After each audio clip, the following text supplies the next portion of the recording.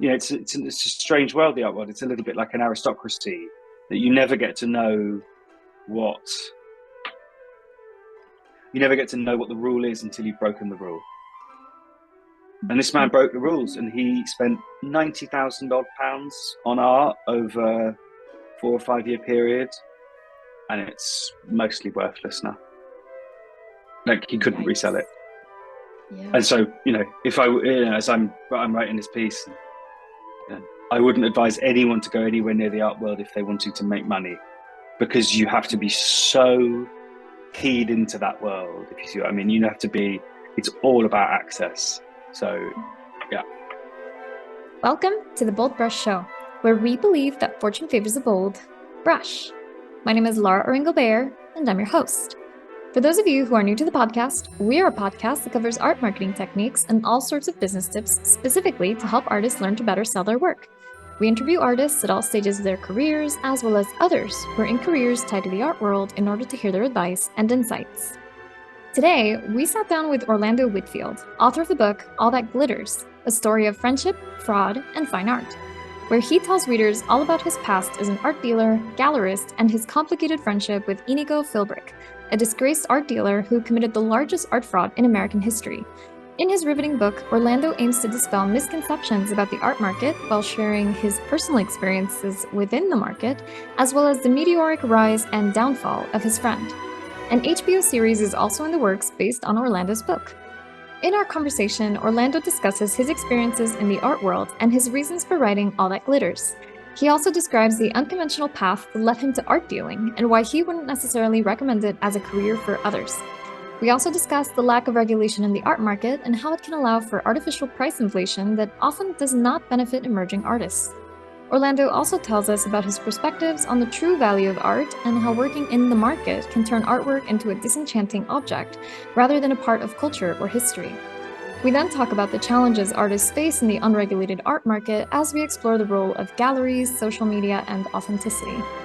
Orlando emphasizes the importance of working cooperatively with a gallery and reaching good compromises, since he believes galleries have the most direct influence in an artist's overall success in the market. Finally, Orlando reminds us that one should do it for the love and not for the money. Orlando's book is due to be released in the United States on August 6th of this year. Welcome, Orlando, to the Bold Brush Show. How are you today? I'm very well, thank you. Thanks for having me. Yeah, I'm excited to have you. I got a chance to read your book, and I could not put it down. I would lose time completely just reading about everything that you went through, and how your perspectives changed about the art market and how your own perspectives changed about art. And of course, me being an artist, hearing that from the perspective of someone who tried to be an art dealer, or actually was an art dealer for a while, it's refreshing to hear a different perspective, because you mentioned a lot too, how you prefer talking to the artists, right? You prefer getting to know them and why they do things. And that's one of the things that motivated you too, which I enjoyed reading about as well. But before we dive into all of the good stuff, do you mind telling us why you decided to write this book and why you chose the title All That Glitters? So I started writing I'd been keeping notes for a very long time. I was aware enough during pretty much the entire time I worked in and around the art market, quite how strange a world it is, and also quite how fascinating a world it is for those outside it, and also quite how little people understood of it, and the misconceptions about it were really quite astonishing to me. When I opened my own gallery, I'd talk to friends of my mother's, and they'd say, "Oh, so is it, is it mostly your own art that you're showing in the gallery?" And I thought, like, who thinks that? Who has been to a gallery where someone has just, like, rented a sort of fairly expensive bit of central London real estate in order to show their, like, holiday watercolors? Just, that's not a thing. So I was kind of shocked by all of that, and also quite perplexed by how little, I think I say at some point in the book, like, there is no one art world, many art worlds, and having a background in the secondary market when I opened a primary market gallery in 2015, I really knew very few of my peers, people on the London art scene, like the Sunday Painter Gallery or 17 or Union Pacific, people who've all since become quite good friends, but they had no idea what the secondary market was, really, how it operated, these sort of weird practices that go on, somewhere between the auction house and the Mayfair galleries and the Upper East Side galleries in New York. And so long before I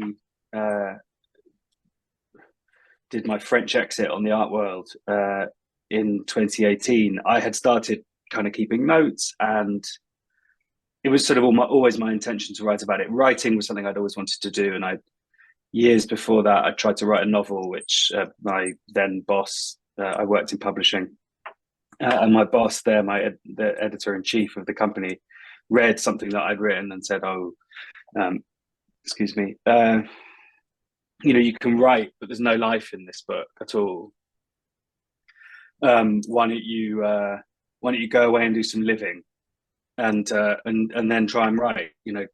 Just pause for a second," which I found quite sort of upsetting advice at the time, but actually it turned out to be, and I didn't consciously heed it, but this person and I are still very friendly and in touch, and she read the book recently and she wrote to me and said, "Well, you certainly went and did some living." I think the period that I spent kind of working with Inigo, working in the art world was had the feeling of several lifetimes. And as to all that glitters, I mean, it's obviously it's a phrase which is older than Shakespeare. I mean, it dates back, I think, like quite far back in sort of, like, I think it's originally in some kind of Middle English poem somewhere. But also Neil Diamond wrote a song with it, and there was a particular story which you'll know from the book about a gold Rudolf Stingel painting, which, well, maybe I won't tell the story now, but if readers are interested, that story and that painting were the phrase, it captured a lot of what I wanted to write about in the book. Yeah, and I totally agree. It's very aptly named because from the outside, right? I read your book without having absolutely any knowledge about the secondary market or even about, the auction houses and basically all of the ins and outs of how that little world works, which, from the outside, you think, oh, I want to be in it as an artist, because you think as an artist, there's money to be had, right? But truly, actually, I feel like it's the artists that don't really get as much benefits from it as investors or as the wealthy or even art dealers. So I do like that the title reflects that so clearly, that it is, it seems like this glittering, amazing thing, especially, like I grew up in Miami, so I knew about Art Basel.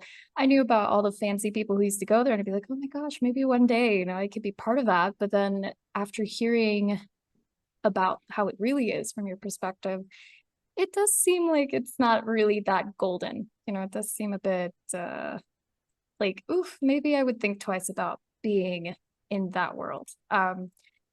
Also because, I noticed that you did reflect a lot on how you felt a bit like an outsider and a bit like you felt like a fraud, which I thought that was also quite fascinating. Also considering the title being All That Glitters, because it feels unfair. It feels, like I've seen clips of artists who see their own work get sold in auction houses for ridiculous prices and they get nothing out of it. But I'll ask you about that a little bit later. I also wanted to know, because you do have a background in which your family was very involved with the art world. So I wanted to know, why did you decide to become an art dealer specifically? Like, when was that moment? And then how exactly does a person become an art dealer? I don't know. I mean, I didn't really decide ever to become an art dealer. I think, both the times that I got into it, first when I was studying, when I was at college, and which is when I first met Inigo. Uh, I think he had a clear idea that that's what he wanted to do, and I kind of followed on with him. So I was really only ever, well, at least in both those instances, I was very much kind of just following the Pied Piper. But when it came to opening a gallery of my own, which I did in with a friend in 2015, that was much more of a, as it were, conscious decision. That took an enormous amount of sort of clandestine planning and saving money and organizing a space and talking to artists, and that was fun. That was really that was the bit of the art market that I really enjoyed working in. So yeah, and how does one become an art dealer? Oh, God knows. I couldn't recommend the method that I chose, which is to become friends with a deeply strange individual who is himself already kind of locked into that world. If you really want to become an art, just learn why some things cost more than others, and see everything you can. I don't know. It's not a career I would recommend to anybody, but you get to see some extraordinary things, and you get to travel quite a bit. If that's you get to travel in the army too. So I don't know. It very much depends. It's not a great way to very few people get rich doing it.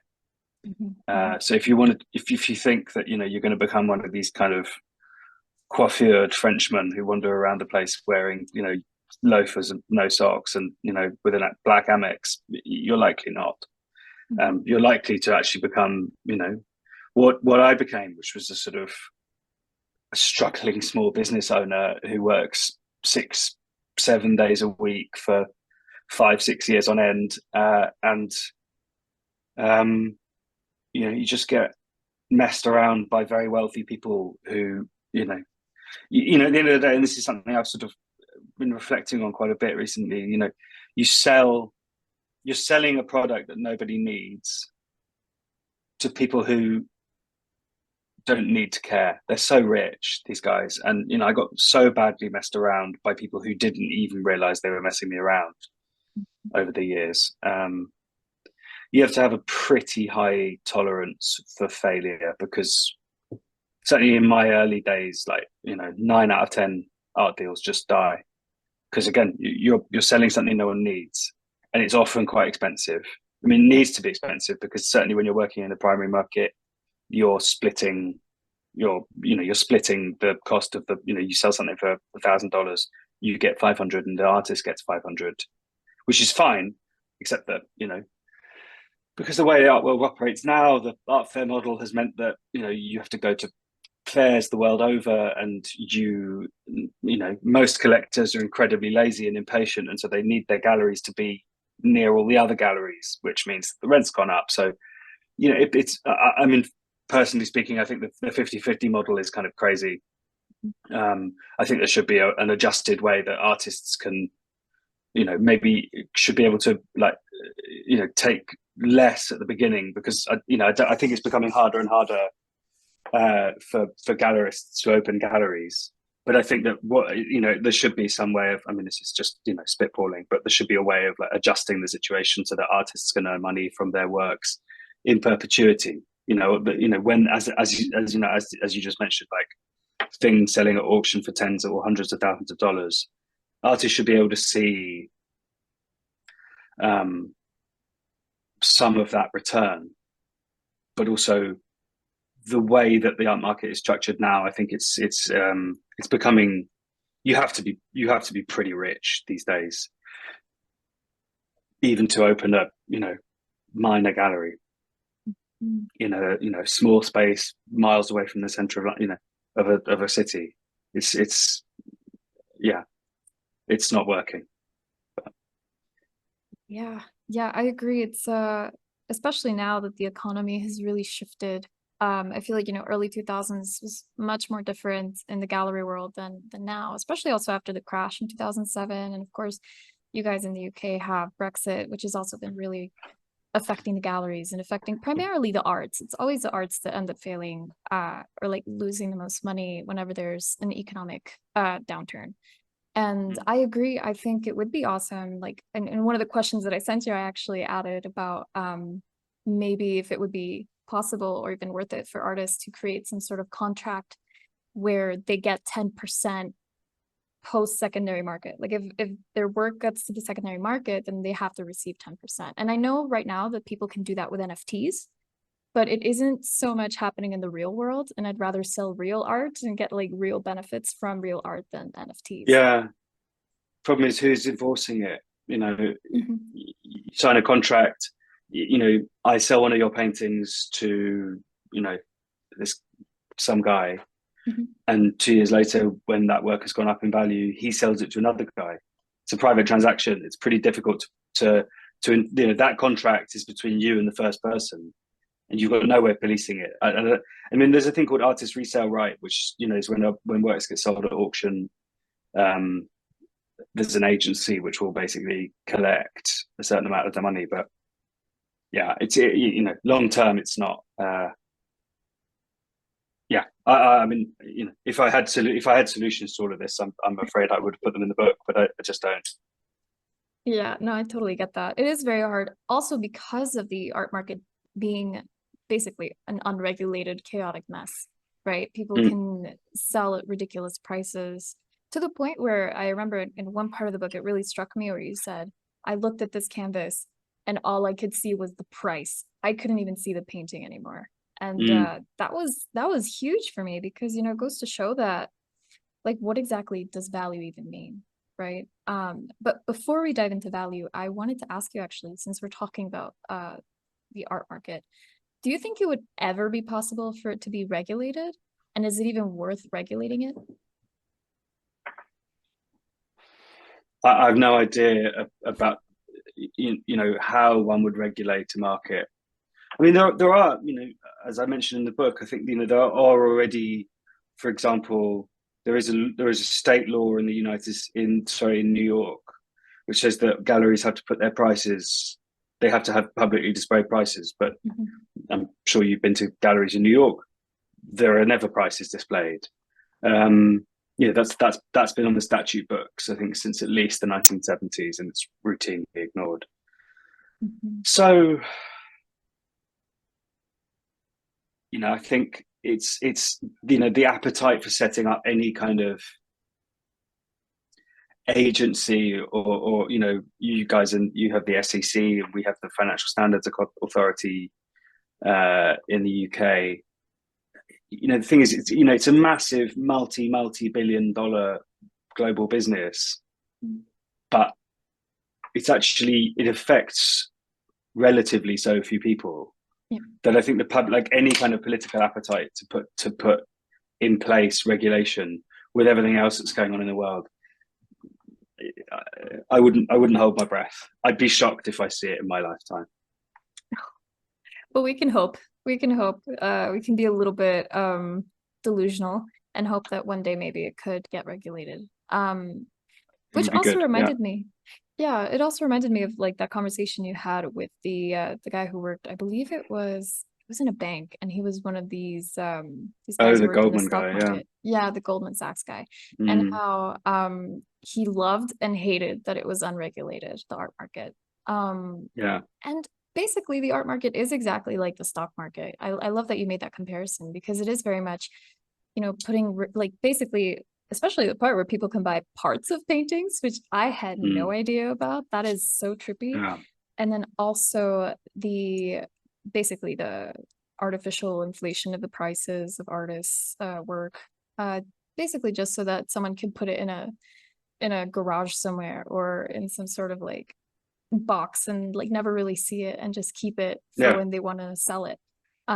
Which again, that's why it's so depressing, and the fact that it's unregulated it's really sad to hear from me, like for me, like being an artist, right? And for other artists who are listening to this podcast, precisely because of that, illusion of it being so grand, and then really it isn't. And I mean, I'd rather sell my work to someone who's actually going to hang it on their wall and love it than someone who's just going to buy it to sell it, as an investment, quote unquote. Which, brings me to this question, which is, when you first started, right, you had a particular, let's say, a particular perspective on value, right? When you started out with Inigo, and how you valued work, right? What you thought was the true price of artwork. How did that perspective change from your time with Inigo to your time with Piers Townsend? I mean, I always had a difficult time. I was really good at selling artworks for like anywhere between about sort of $5,000 and $10,000. I was great at that because that's it's the numbers I've felt comfortable with. It's the numbers I was able to convince myself that certain things were worth. But when you get into the realm of saying to someone, this painting which was made 3 weeks ago, or 3 months ago, or even 3 years ago, I want $500,000 for it. I was, in order to sell these things that no one needs, you yourself really should be at least a little bit convinced that they are worth that, and you should, if you had the money, be prepared to be able to spend that money on those things. And I just simply wasn't, and so that was a huge part of the reason I was never going to be a successful art dealer, because I could never ape or imitate that conviction. And I think working with Piers was really. I don't know whether my sense, or I don't know whether working with Piers really changed my sense of artwork's value, but they did. But that time that I spent, in his studio, Piers is not a. He's done well in his life, and he's been professionally he's still professionally active at almost 80, but he's not, he's not a wealthy man, and he takes great pleasure from very small things. He has a kind of almost what's the word? I mean, he's sort of, Zen-like is a sort of trite way of saying, but he is he has an appreciation for the small things. Let's say, good yogurt, nice bread, a sunset, whatever the fuck it is. Like, he's not. He's the kind of guy who, he could have he could be working on a Rembrandt self-portrait, but he'd be more interested in a cat on the roof opposite his studio. It's not actually, these things aren't necessarily impressive to him just a priori. They're not impressive because of what they are or what they cost. And I think that was a philosophy that I began to feel more comfortable with. And actually, I then realized that was much more attuned to a lot of the art that I like. I mean, I'm really excited by the work of people like Robert Irwin, but also, and increasingly so, oh God, what I got, the name's just gone out of my head. Amateur hour. Goldsworthy, Andy Goldsworthy. He makes, I don't know, I mean, his work is actually quite well represented. His work is in the National Gallery in Washington, and on various kind of, sculpture parky estates in America. But he makes these extraordinary works, especially he lives in Scotland now, and he makes these really quite beautiful works, most of which are only ever actually, they're ephemeral. They're he'll make a chain of yellowing leaves in gradation of from the green on the tree to the brown of the almost rotting leaf. And these things are sort of beguiling, but precisely because they are intentionally and always at the edge of their own destruction.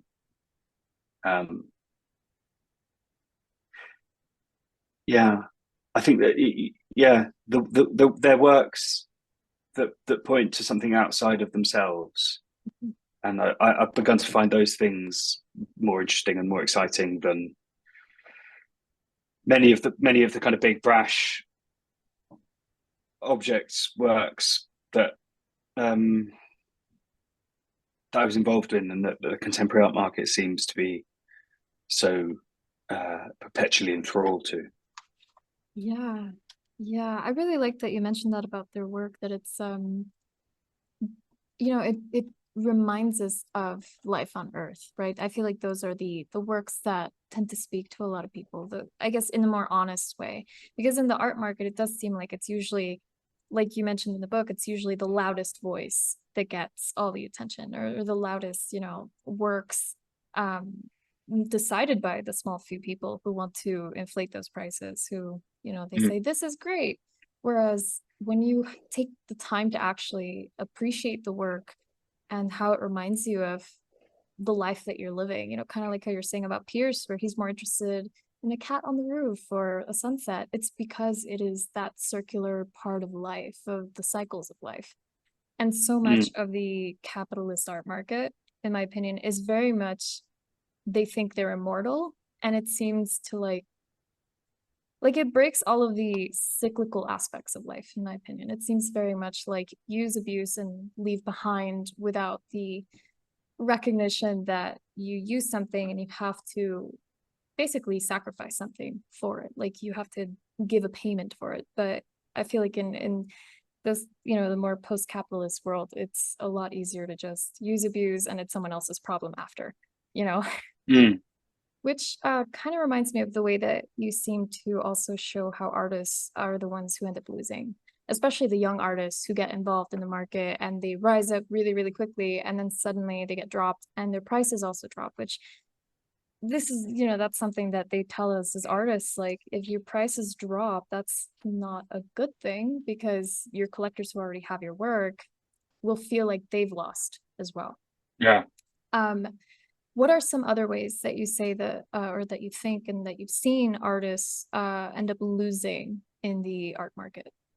I mean, I think the way the way in which you just described, I think is pretty, sort of feels enough. I don't know, I don't know how else artists are losing. I don't know really.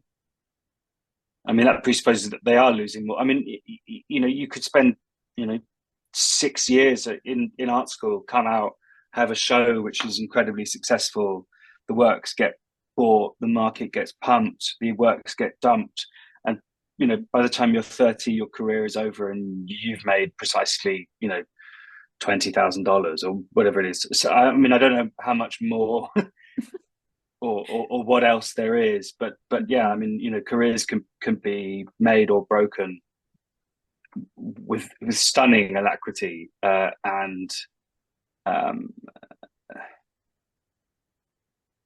it's never it's never the people who profit, they're there to buy and sell another day. Yeah. Yeah, I mean, I'd have to think about that some more. I'm afraid I don't. Yeah. Yeah, no, that's totally fine. At BoldBrush, we inspire artists to inspire the world, because creating art creates magic, and the world is currently in desperate need of magic. BoldBrush provides artists with free art marketing, creativity, and business ideas and information. This show is an example. We also offer written resources, articles, and a free monthly art contest open to all visual artists. We believe that fortune favors the bold brush. And if you believe that too, sign up completely free at boldbrushshow.com. That's BoldBrush show.com. The BoldBrush Show is sponsored by Faso. Now more than ever, it's crucial to have a website when you're an artist, especially if you want to be a professional in your career. Thankfully, with our special link, faso.com/podcast, you can make that come true and also get over 50% off your first year on your artist website. Yes, that's basically the price of 12 lattes in 1 year, which I think is a really great deal, considering that you get sleek and beautiful website templates that are also mobile friendly, e-commerce, print on demand in certain countries, as well as access to our marketing center that has our brand new art marketing calendar.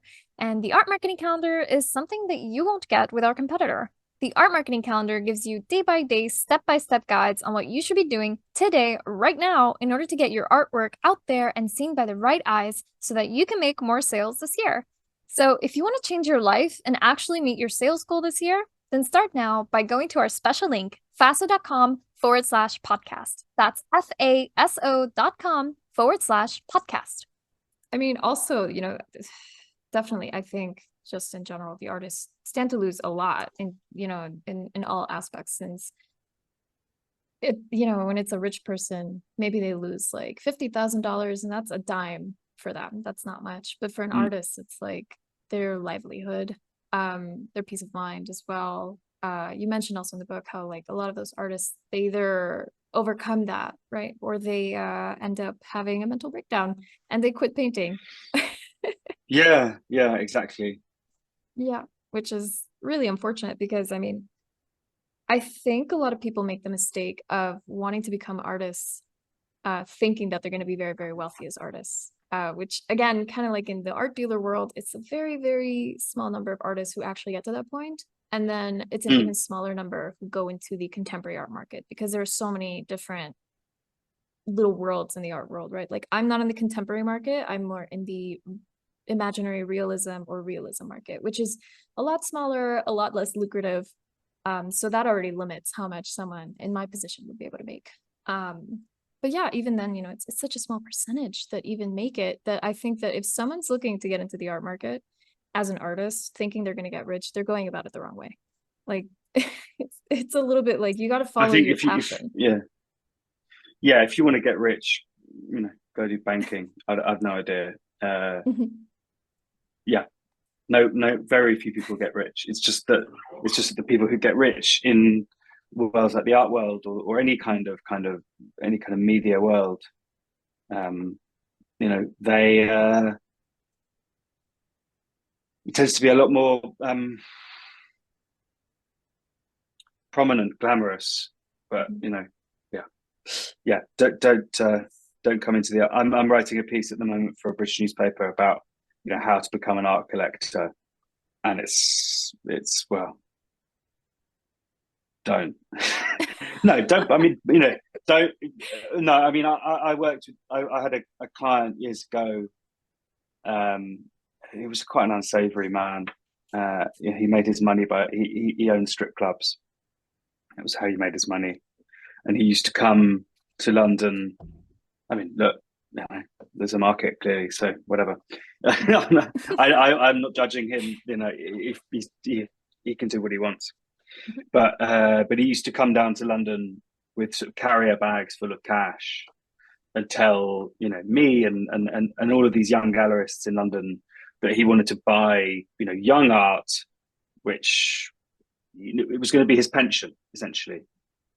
So the moment we all heard this, basically, his intention to sell in he was not a young man.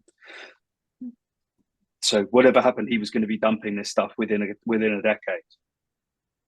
And so we all just sold him, art that was, I'm afraid to say, I did show once or twice artists whose work,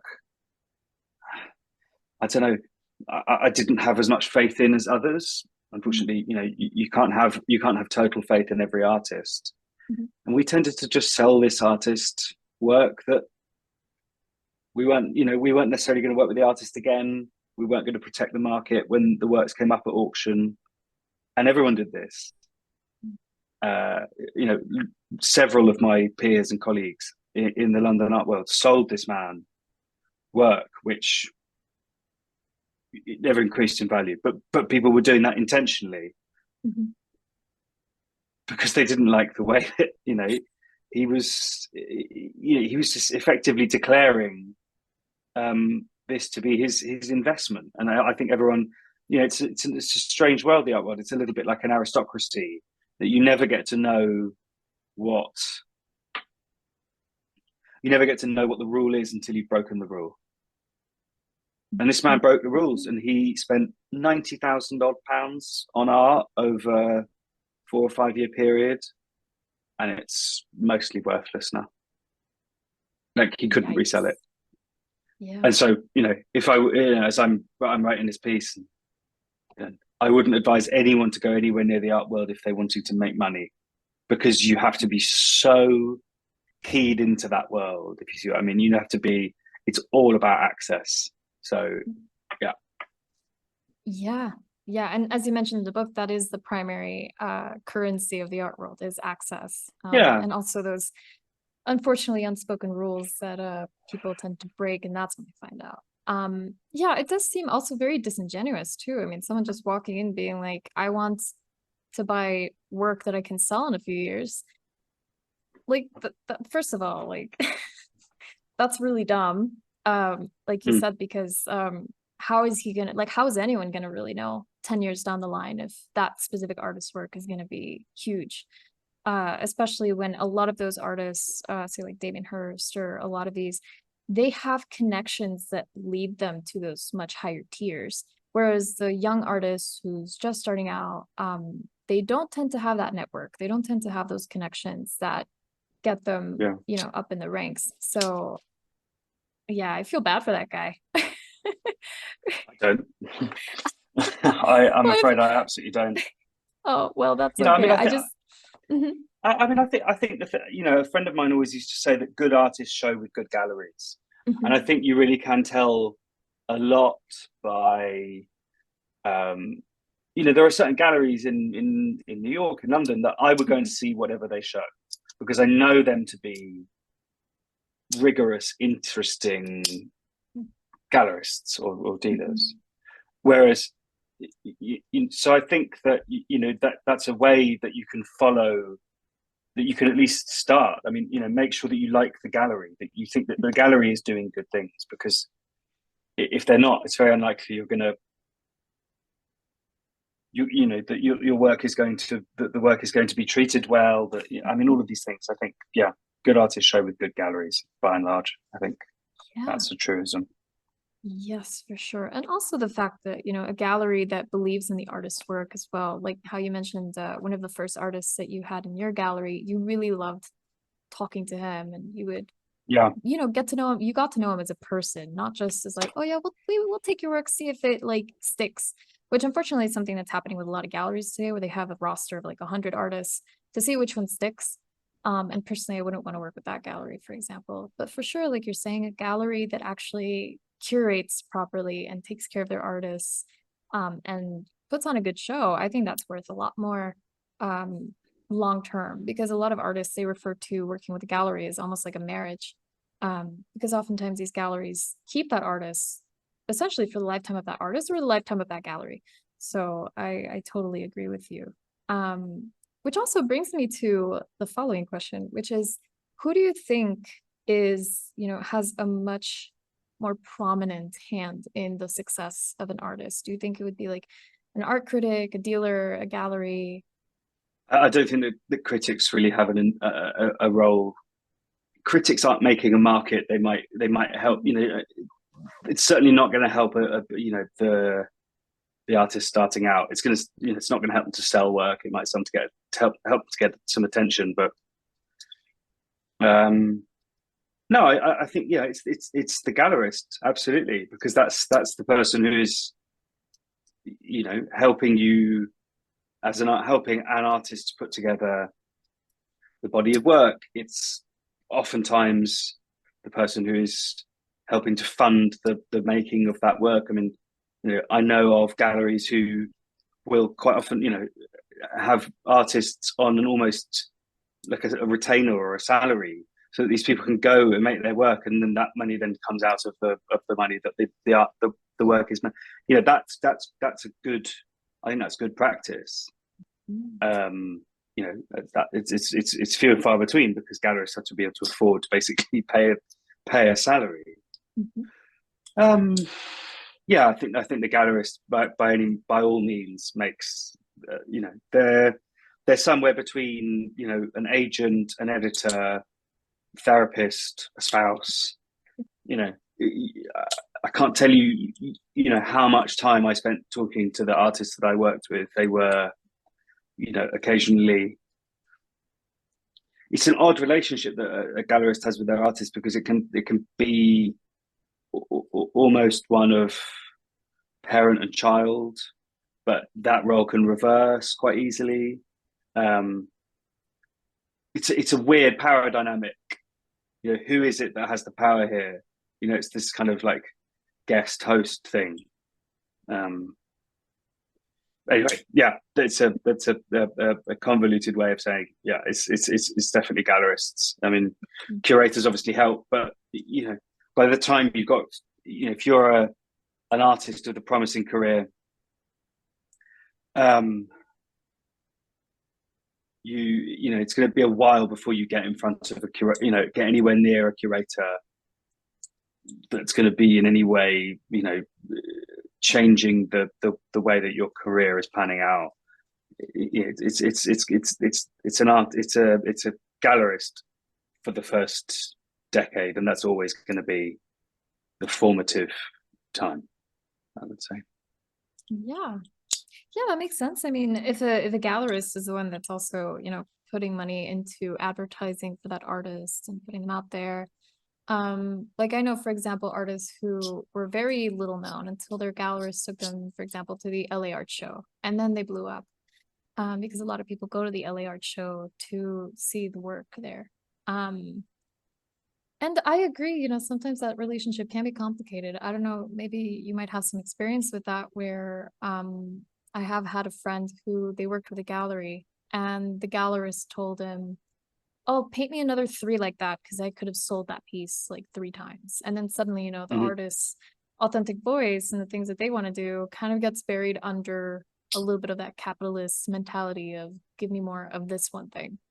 Have you ever had an experience like that, or did you normally just let your artists express themselves as they wanted? I would never be quite so direct in telling an artist that, you know, paint me 3 more of the blue ones, because, you know, for example, now that most of our world is you know, it's on the phone, right? And most works that you know, one sells to, you know, the gallerists sell to collectors are seen initially on a screen. This is your first impression, which, you know, I mean, this is really only in the last, let's say, 15 years of the art market has this been true. But most collectors' first impressions of work they buy is on a screen the size of their hand. And the way that particularly iPhone screens, and you know, I don't know, there's many people in the art market who have Android phones, but Android phones may be completely different. But the iPhone is for, I don't understand the technology or the reasoning why, but it shows blue better than any other color. And so blue paintings have historically, since they have been since the advent of the iPhone, and this, like, especially like selling art on Instagram and putting it, blue art sells more. Work with blue in it, right? There's been articles about this. I mean, you know, maybe everyone's just kind of over it now, but I'm fascinated by that idea. And so, you know, I used to have clients who would say, oh, but I really want that blue one. And everyone always wanted the blue one. It was like particular shows where you know, and I could have gone to the artist and say, you paint me 3 more blue ones, but I would never do that. But I certainly have been in a position where, you know, I've been in conversation with an artist about doing a show, and I've gone to the studio and they've made, you know, say I was looking at, like, you know, say there was an artist who was mostly making paintings, and I thought I loved the paintings and I could sell the paintings, right? And then you know, 6 months later, the artist says, oh, you know, I've been working on some stuff and I'm feeling good about the work, and do you want to come and see it? It's a bit of a departure. And you go there and they're making, you know, black sticky sculptures. And you're just like, no, I can't sell these. You know, it's a totally, so at that point, yes, I would get involved, because at the end of the day, I mean, you know, if you're wealthy enough to do this for love, then go for it. It's mostly love, but you know, you still have to keep the lights on. You know, we've all, yeah. So no, I would never I would never have had such a direct conversation. But there are ways that you can make it clear that if you know, in the end of the day, as you say, you know, this if you're lucky enough to be in a position where making art is putting bread on the table, you better you better be up for a conversation with the person who's going to be, you know, doing the selling for you, because they know. You know, in the same way that, you know, when I was writing my book, I have not, you know, I can write, but I can't write a book. I've never done that before. And so when my editor made lots of suggestions about the first draft and the second draft, I listened to my editor, and I trusted that they have my best interests at heart. I think, yeah, if someone's telling you make more blue paintings, they probably don't have your best interests at heart. But by all means, make big black sticky sculptures. It's just very few people are going to sell them. Yeah, it's what you said. You know, it's about the love. And also, you know, how I said earlier about how you don't go into painting to get rich. And I have interviewed a lot of If you artists. do, you're not. Yeah. Yeah. I have actually interviewed a lot of artists who do make a living from their paintings, which is also quite nice. No, they are not in the contemporary world. It is a much smaller realism world, but it is a possibility. And I guess the most important thing too is, you know, that authentic side of painting. It's like, are you painting for the money? Because if you're painting for the money, you're gonna lose, because you're gonna burn out, you're gonna hate it. And if you're gonna do that, you might as well get a day job that you're gonna equally hate, and at least you get a paycheck. With art, you probably won't as easily. Yeah. But there is hope. I mean, I have seen, you know, painters who they tell me, oh yeah, you know, I'm pretty much set and I'm able to have savings. But that's after like a 10-year career minimum of getting their work out there and working their butt off essentially. And also catering a little bit to the market. Especially like if they can find a way where like what they love to paint and like the market, you know, they fit together, that's like the ideal, which doesn't always work for everyone. But yeah, no, and I love what you mentioned about, you know, the gallerist not really having the best intentions if they're trying to tell you what to paint. Because again, it becomes a little bit inauthentic. And I personally wouldn't want necessarily a gallerist to get into my creative side and tell me what I should be doing, as if I was like a common employee, you know? It's like we work for each other, right? Because I mean, the gallery gets their cut because they're supposed to be putting in the effort of finding buyers and like putting the artist's work out there. So it does feel a little bit unbalanced if a gallery works like that. Sure. I think, however, that, you know, people can be selling these works. You know, a gallerist is going to know what's going to sell. And at the end of the day, you know, as you say, you know, artists and gallerists work together, but there's no point. I don't think there's any point in a gallerist not being honest with an artist.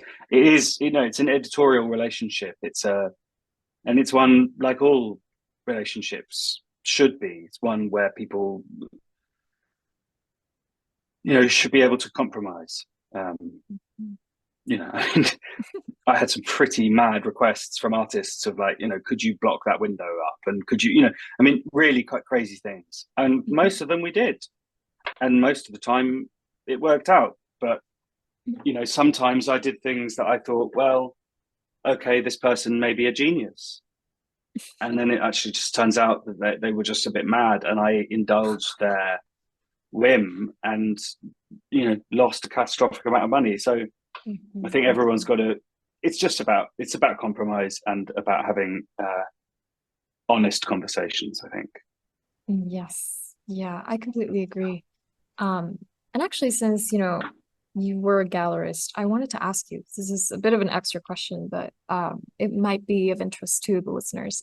And that is, how would you recommend for an artist to approach a gallery? should they just like show up? Is it okay if they show up and have a conversation, or what do you recommend? Well, in terms of being represented in order to work with that gallery, Yes. in my experience, it's a don't call us, we'll call you situation.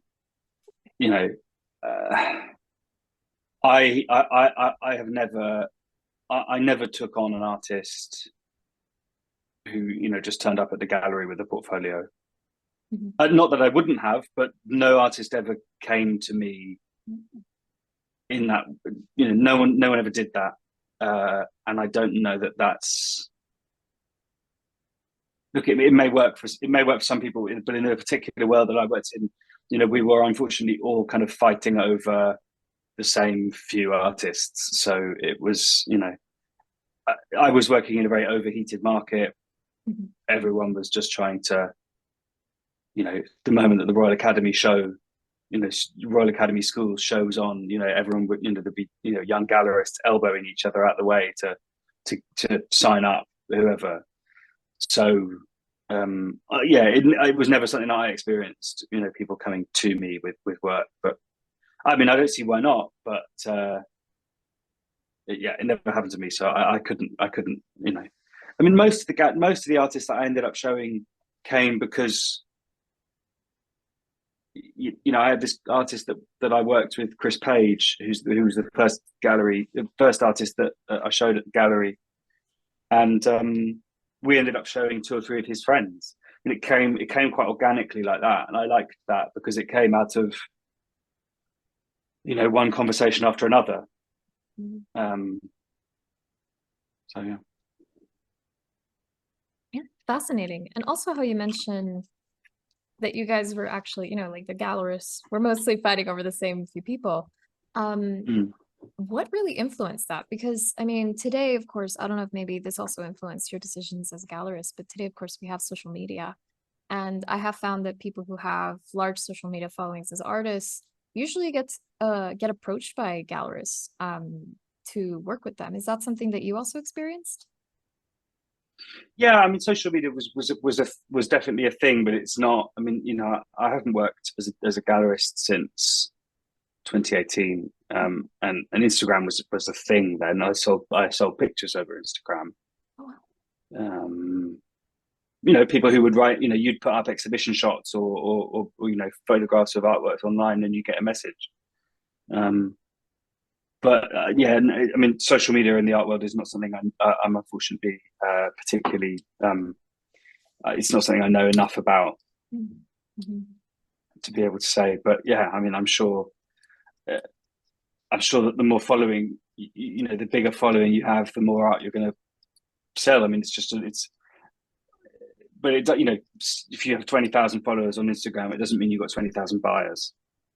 They're not the same thing.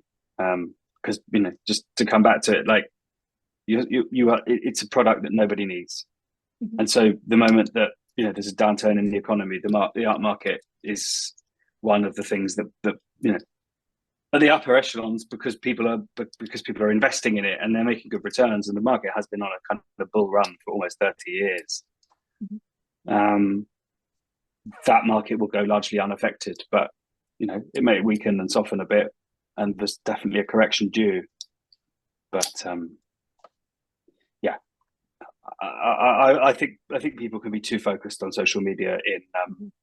I mean, I found this since I've been writing as well. It's a useful tool, but I think people can be occasionally over reliant on it, and also become, let's say, convinced that it's more real than it is. I think, and become convinced that oh, I've got 25 million followers on Instagram, I must be the greatest artist in the world. It doesn't mean anything. Yeah. Yeah. Yeah, I agree. Yeah, I mean, it has its benefits, of course, because you're putting your work out there and people can see it, a gallerist can see it. But then also, it's a bit of that ego play, which also tends to happen in the art market, with artists and dealers as well. where, twice the pride, double the fall. So it uh but I totally get that. And then I did want to ask though, is there anything that's an upside in the contemporary art market? Is there anything that you would say is actually quite positive, or is it just mostly bleak?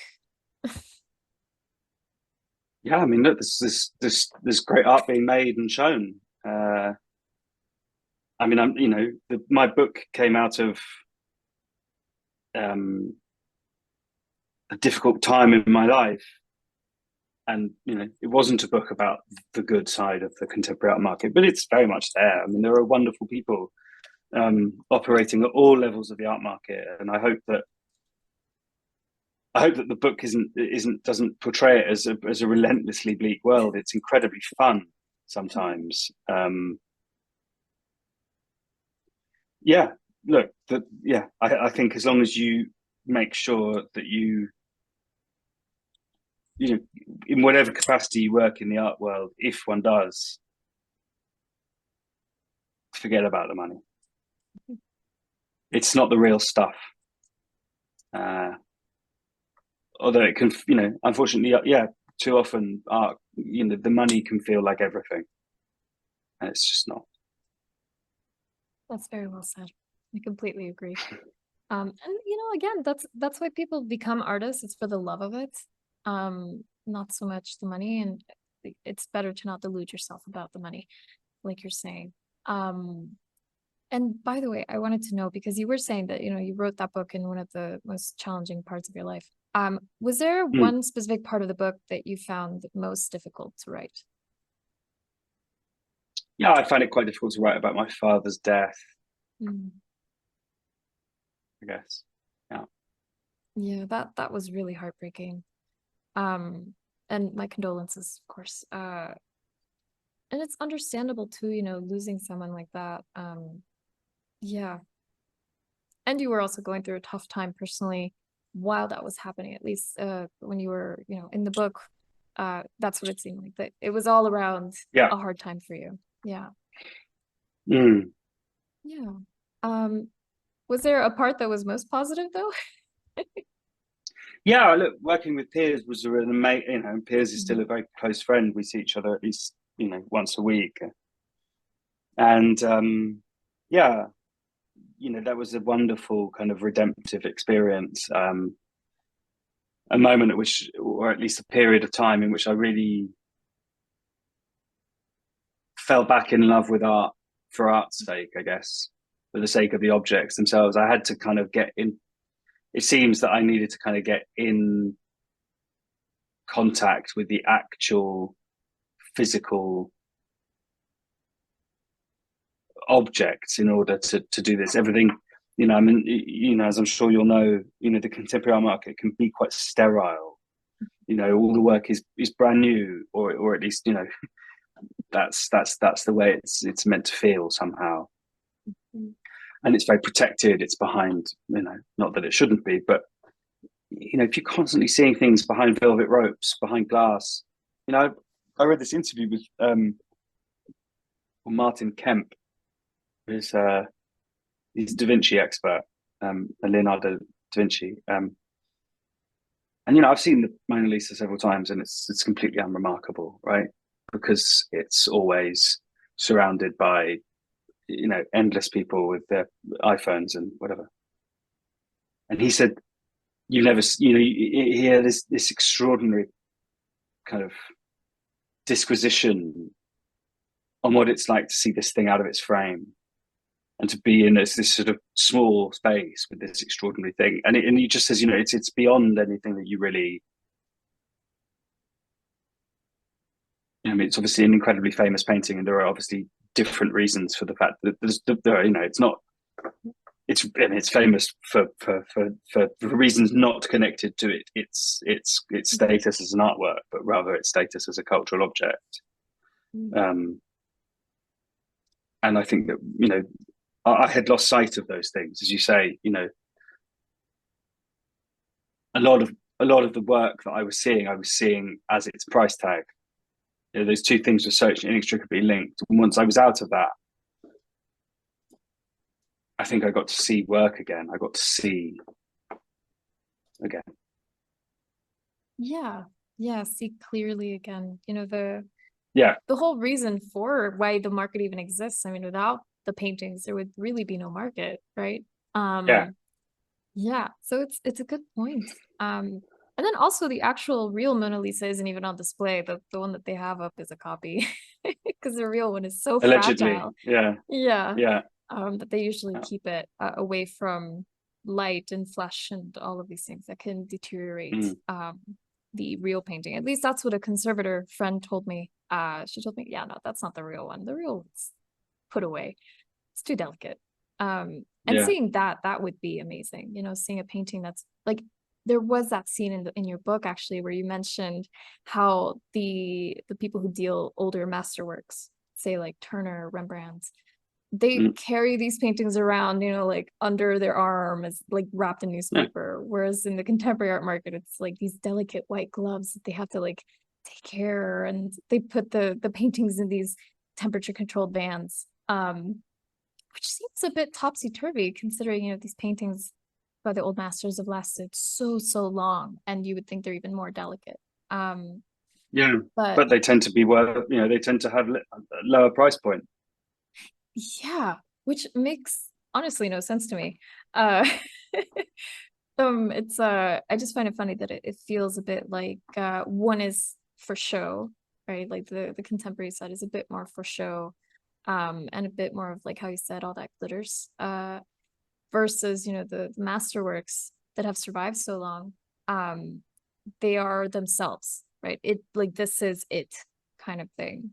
There's no real show. It's just the amazement of how long they've lasted, and also the cultural importance of these artists.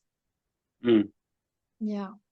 And I also wanted to know, how have you moved on from your time in the art world, and how have you found peace after the fact?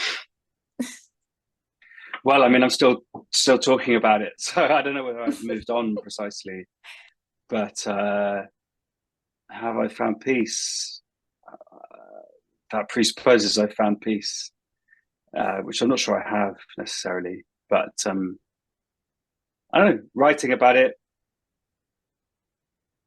yeah, that's been helpful. I can recommend writing a book. Yeah.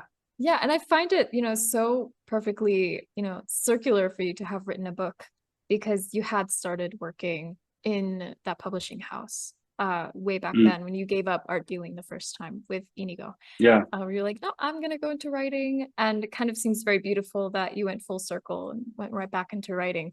It's very poetic. well, yeah, life imitating art and the other way around, I suppose. Yeah, Yes. yeah, Yeah. Well, thank you so much, Orlando. Do you have any not at all. do you have any final advice for artists out there who are Ooh. trying to navigate the art world? Goodness. Listen to your gallerist, but also listen to yourself, I guess. I mean, it's a compromise.